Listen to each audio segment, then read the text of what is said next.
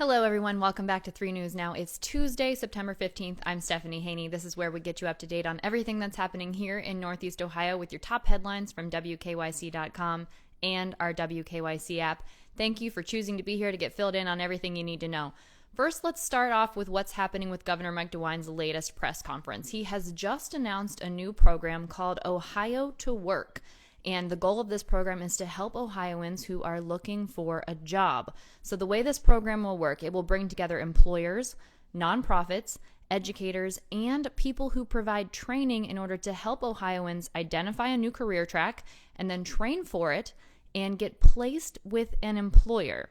So this will be launching first in Cleveland and the Cuyahoga County area, and they hope to expand it to other areas as soon as possible, but that's where they'll be testing it out. Right now, only in the Cleveland and Cuyahoga County area, they have 30 employers signed on, so that'll be starting very soon, and we have more details on exactly how that will work on WKYC.com and our WKYC app. Now let's get right into the latest numbers from the Ohio Department of Health. New cases are down today, but they are still in the thousands, and we have seen now in the last 24 hours the third highest number of new deaths reported. Almost 90. So let's get into the specific numbers. In the last 24 hours, there have been 1,001 new cases of COVID-19 reported. Now that's down from yesterday, but again, still in the thousands, bringing that total to almost 140,000 cases that we've seen here in the state of Ohio now. Now, there are over 117,000 that the state of Ohio presumes to be recovered. What that means, according to the Ohio Department of Health, is that of all the cases of COVID-19 that we've had, these are people who experienced symptoms at least 3 weeks ago and are still alive. So 84% of those cases fall in that category and are presumed recovered right now. Our latest positivity rate is 3.7%, so that means for all of the COVID-19 case tests that are being done, 3.7% are coming back positive, which is below that recommended threshold from the World Health Organization of 5%, so that's positive news. However, in the last 24 hours, we have seen 87 new deaths reported. This is the third highest number we've seen in a 24-hour period. Now, keep in mind, that doesn't mean that 87 people have died in the last 24 hours. It just means that 87 deaths have been reported in the last 24 hours. So the total number of deaths here in Ohio is now over 4,500. That number is 4,506.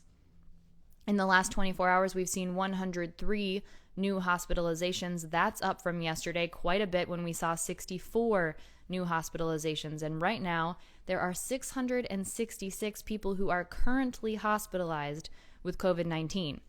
Of those 666 people, 223 of them are in the ICU. So that's about 33% of all active hospitalized people are in the ICU. So about 1/3 of people in the hospital are being treated in an ICU right now.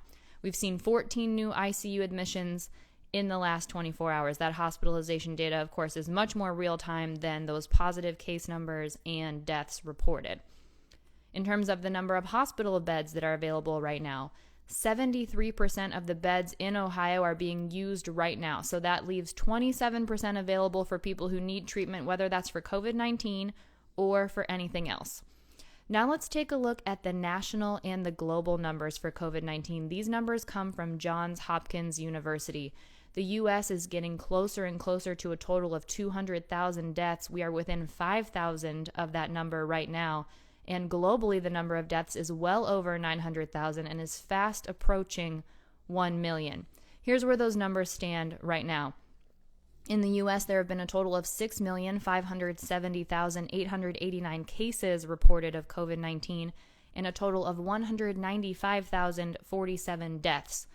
Here in the U.S., we've got a little over 4% of the global population, but we have 21% of the deaths and 22.4% of the known cases. Globally, those numbers are 29,365,289 cases of COVID-19 that have been reported and 930,311 deaths that have been reported. That's over 4,600 new deaths in the last 24 hours. So again, fast approaching that 1 million mark for the number of total reported deaths related to COVID-19 globally. Now, because of this, we've had a lot of things to deal with, of course. One of those things is Big Ten delaying fall sports, and that's something that a lot of Ohio State football players and parents have a lot to say about. They are not happy about it, especially because college football is already back in full swing in other conferences. So those Big Ten players, especially at Ohio State University, are getting very restless. Here in Ohio, our Attorney General Dave Yost even suggested that Ohio State sue the Big Ten for tens of millions of dollars for breach of contract over the delay of fall sports. The Big Ten's presidents and chancellors did meet again on Sunday to talk about the possibility of bringing back fall sports sooner rather than later, potentially as early as October 17th. Now, in the meantime, there have been rallies outside the Horseshoe down in Columbus. There's an online petition with more than 300,000 signatures. Arlena Lai spoke with Ohio State team players. She spoke with OSU safety Marcus Hooker. He said, "We're lifting, we're practicing and all, and we're not getting to play, and that's the most frustrating thing." The players have expressed how much they trust the Ohio State medical staff and have stressed the fact that the team's bubble have not had any additional positive cases since they put that bubble into place. So OSU senior Daryl Sinclair also said, "Let us play. Simply let us play." So there is no doubt about it. The athletes do want to play, at least the ones that are being outspoken about it, and a decision on what will happen with fall sports for the Big Ten is expected very soon, possibly as early as today. Now, Ohio State players want to get on the field. Dr. Phil is back in the studio. He talked with our very own Mike Polk Jr., who will be joining us here in just a minute, about what's going on with season 19 and about a lot of other things, including some advice for Browns fans, including something about cults, and there was even some dream analysis involved. So we're going to be bringing Mike here in just a moment.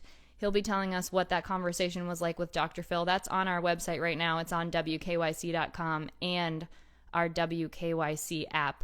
And some very interesting conversation that the two of them got into. Can't wait to hear from Mike here in just a moment on exactly how that ended up going down.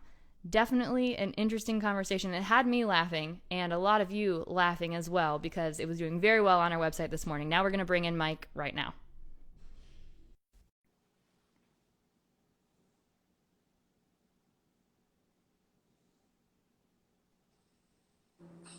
There he is. Hey, Mike, thanks for joining us here on 3 News Now. No problem. Thanks for having me. I appreciate it, Steph. So you had an interesting conversation with Dr. Phil. He's starting his season 19, and apparently he kicked off this season with an episode about cults. Why did he choose to kick off season 19 with an episode on cult leaders? Did he tell you that? Hey, cults are interesting. I think we can all agree on that. People get drawn to them, especially like cult followers. So I think that Phil has his own, not necessarily a hard cult, but more of a soft cult of viewers. And I think that that's what they've come to expect from him, from what I understand. I'll be very honest. It was an honor to talk to Dr. Phil, but I don't watch the show with any regularity. It's nothing against the show. It's just not my bag. But I think that that is something that his crowd really likes. He did bring up how right now he talked a little bit about how we're more susceptible to cults right now during times of trial and tribulation and uncertainty. People are looking for something to latch onto and stuff. And I really thought he was heading towards talking about QAnon, which is something that is going on right now that can't be denied and falls right into that window. So I asked him and I was like, "Dr. Phil," I said, "Well, do you have any thoughts on QAnon?" He's like, "No." And that's right where he left it. So apparently he either didn't want to talk about it or he just doesn't have enough info yet or something, but sure seemed like a layup to me, but he wasn't necessarily interested in going down that road. Okay, well, I do think that's a very interesting comment about the fact that we're more susceptible to it right now. You know, everybody's kind of looking for something to latch on. I think that that is a really good point. You also talked to him about dream analysis. How did you get Dr. Phil to do dream analysis for you? I'm very interested. You've done these sort of press things before. What this is he's sitting in that studio, and then they say, "All right, Dr. Phil, now you're talking to St. Louis. All right, Dr. Phil, now you're talking to Pittsburgh." So you hear the same questions all the time. So I did want to throw him a couple of curveballs, so I threw him a couple of potential dreams that I might have had recently. And I asked him for some analysis on that. Didn't catch him off guard though. Believe me, that guy's seen a lot. Like he's done his fair, just based on the content of his show. It's really hard to throw Dr. Phil a curveball right now. So he rolled with it and gave me some astute analysis, I think. I did want to say too, like I spent most of my time in that interview just concentrating really hard on not calling him Uncle Phil, like from the Fresh Prince of Bel-Air, as opposed to Dr. Phil, because I would assume he gets that sometimes, and it's just in there. It's part of pop culture. And I'm like, don't call him Uncle Phil. Don't call him Uncle Phil. And I did not call him Uncle Phil one time. You're welcome, WKYC. I was going to say, I didn't hear you call him Uncle Phil in the interview, unless it was edited out because of the magic of editing, of course. But I'm glad. No, we just leave that. I wouldn't have betrayed the viewers that way. Glad to hear that was a successful moment for you there. Now, it was.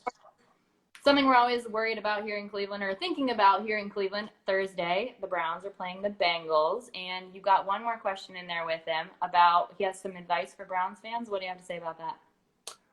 He was, it was a pretty easy response on his part, just kind of a hang in there. I believe in you. It's still nice to hear it from Dr. Phil. It's good to hear it from him for once.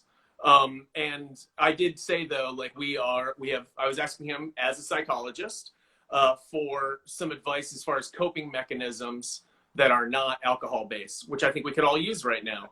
And he pretty much he gave me the hang in there. And the thing is, he's a Dallas fan. We learned, and it's a lot easier, obviously, to hang in there as a Dallas fan, than it is. It just almost sounds patronizing whenever somebody who's not a fan of the team just tell, hey, hang in there, slugger. I don't know what else he could have done necessarily, but it is, we are collectively pretty tired of hanging in there. I think we can agree. Yeah, I think so too. Here's hoping that there's a better result on Thursday. I do my pregame shot. It used to be for good luck. Now it's just to get me through. Yeah, just to gear up. Yeah, steel yourself. Hey, I think we got a chance on Thursday. And I think that was a hell of a team we lost to, just so you know. I mean, that's a legitimate Super Bowl contender. I wish we didn't play them first game. I wish that game wasn't in the heads of our rookies right now. And I hope that, maybe there's something nice about it being a quick turnaround. They don't have time to dwell, And so hopefully they can come out. Cincinnati's not great. They've got a rookie quarterback. So I'm hopeful about Thursday. I mean, as hopeful as you can be. So we'll see. Cautiously optimistic. All right. Well, thank you, Mike, for joining us to talk about your conversation with Dr. Phil. That's on WKYC.com. You can catch it on our app. It's very funny. Everybody go watch it. Very hilarious. Check it out. No problem. Thank you. Thank you, Stephanie. Appreciate it. Have a good day. You too. Bye. Bye. That was our Mike Polk Jr., who talked with Dr. Phil today about the start of season 19, which he's doing with a virtual audience. They're taking all of the safety precautions. They're wearing gloves. They're wearing masks. It kicked off on Monday. New episodes every day. There's actually one airing right now. If you're watching this right now, you can catch that right after we're done here. It's at 3 p.m. on Channel 3, WKYC NBC3 here in Cleveland. So if you're a Dr. Phil fan, you'll be happy to know new stuff coming to you every weekday, Monday through Friday, as of this week. Now let's talk about some more programming that we have coming up. We have the first presidential debate coming up, and that's going to be hosted here in Cleveland. It'll be Tuesday, September 29th. It'll be operating from 9 to 3 p.m., airing from 9 to 10:30 p.m. That sounds a little bit better. This will be taking place at the Health Education Campus of Case Western Reserve University right here, and the Cleveland Clinic inside the Sheila and Eric Sampson Pavilion. So that's where it will be taking place. You'll be able to watch that on WKYC, on NBC3, and also streaming on WKYC.com and the WKYC app and our Facebook and YouTube pages. The person who will be moderating it, the honors go to Chris Wallace of Fox News Sunday. And rest assured, the Cleveland Clinic will be serving as the health security advisor, so COVID-19 concerns will be taking place, and they'll be mitigating any exposure or possibility of spread handled by the Cleveland Clinic. Now, the other debates coming up will be on Wednesday, October 7th. That'll be out of Salt Lake City. Thursday, October 15th, out of Miami. And Thursday, October 22nd, out of Nashville. You can read more about those debate plans on WKYC.com and our WKYC app. According to a recent poll by the Morning Consult, just so you know where we stand here in Ohio, President Donald Trump currently leads Ohio with a 5-point lead against the Democratic nominee Joe Biden here in the Buckeye State. The election, of course, is Tuesday, November 3rd. That is 49 days away, just 7 weeks to the election. Here are the reminders that you need to know. In Ohio, you need to register to vote by October 5th. I actually tweeted links, so if you need to do this, you can go to my Twitter page, which is _ Stephanie Haney, and there's a link to register to vote if you have not done so already. Also, if you would like to vote by mail, you need to send in an application to do that. I've also tweeted a link where you can download that application and send that in. If you choose to vote by mail, you do need to send in your ballot as soon as possible because there are concerns about delays with the Postal Service and just the matter of getting the votes in as soon as possible. Here in Ohio, you don't have to postmark your mail-in ballot until November 2nd, which is the day before the election, but there's been a lot of talk about the uncertainty around the election on Election Day if people wait until that November 2nd deadline, because the ballots simply won't get there. And if not enough people send those results in, we won't be able to declare a winner here in Ohio on Election Day. And that's just simply the logistics of it. So the best thing to do is, if you are voting by mail, to do that as soon as possible. And if you are choosing to vote in person, which you certainly can do on November 3rd, you can also vote early in person starting October 6th at any Board of Elections, at your county Board of Elections here in Ohio. So that's starting October 6th. If you would like to vote in person, you can do that early at that time.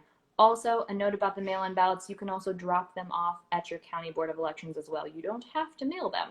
And there are drop boxes at every county Board of Elections here in the state of Ohio. That's it for your 3 News Now afternoon update for Tuesday, September 15th. I will see you next on What's New at 5 p.m. If you download the WKYC app, you can stream that for free live in the WKYC app. And then I'll see you back here tomorrow for 3 News Now. Everyone, enjoy the rest of your afternoon. Stay safe, be well. I'm Stephanie Haney.